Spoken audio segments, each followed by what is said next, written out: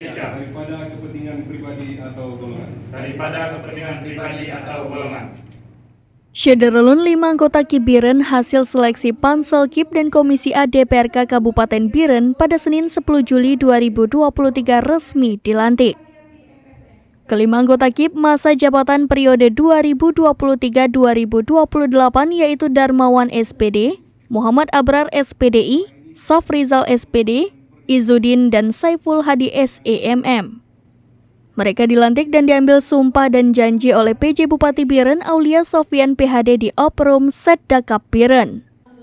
Seremoni pelantikan dihadiri unsur Forkopimda, sejumlah pimpinan parpol, anggota KIP lama serta staf sekretariat KIP Biren. Dalam pelantikan, kelima anggota KIP juga didampingi para istri.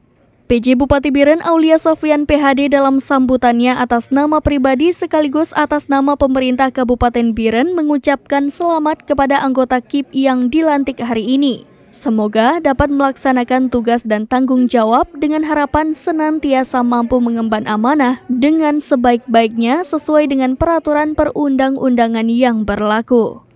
Anggota KIP mempunyai tanggung jawab besar, oleh karena itu diharapkan anggota KIP benar-benar independen.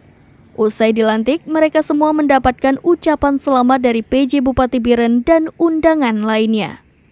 Dari Biren, Yusmandin Idris, serambinews.com.